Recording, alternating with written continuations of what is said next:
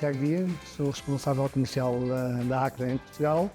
Estamos em Portugal desde 2010 e somos distribuidores da Leica Geosystems e DJI Enterprise, entre outras.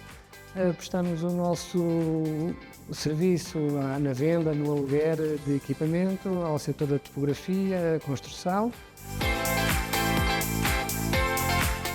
A TCMD é uma empresa que tem estações totais, GPS, drones e laser scan. Os drones são da DJI, todos os outros equipamentos são Leica Geosystems. Estamos especializados em levantamentos topográficos e arquitetónicos e controle dimensional, onde o fazemos nos tabuleiros navais da Lisnave. O caso do Jorge é um cliente que já conhecemos há alguns anos, eu também já o conheço, e veio ter connosco numa situação em que necessitou de alugar o equipamento. Fez esse aluguer, ficou bem servido e desde aí ele e mais outros clientes vão trabalhando connosco. Em relação ao Mavic 3 Enterprise, tem duas grandes vantagens a meu ver.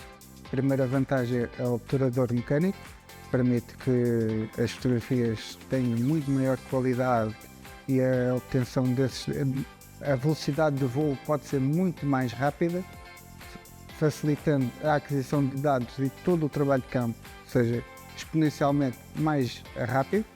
A outra grande vantagem é termos um RTK na máquina que nos permite a georreferenciação das imagens retiradas, que nos permite muito menos pontos de controle no terreno, ou seja, eu consigo fazer o mesmo trabalho com a mesma precisão, com muito menos trabalho de campo. A necessidade de colocar pontos de controle é muito inferior, tendo uma georreferenciação das imagens com uma precisão centimétrica. Para a ligação RTK de um Mavic 3D, nós utilizamos a SmartNet e em tempo real conseguimos ver a qualidade de precisão que estamos a ter no terreno. Isso dá-nos uma grande liberdade e uma grande segurança da qualidade de trabalho que estamos a ter no terreno.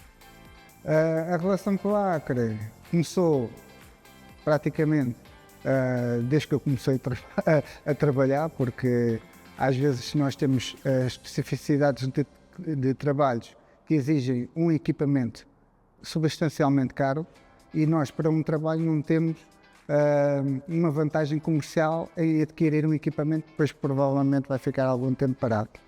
Então a Acre serve mais como um apoio, tipo, tenho um trabalho específico, então vou alugar o equipamento específico para fazer esse trabalho específico, faço, entrego e não perco o cliente fica contente, eu faturo, toda a gente fica contente.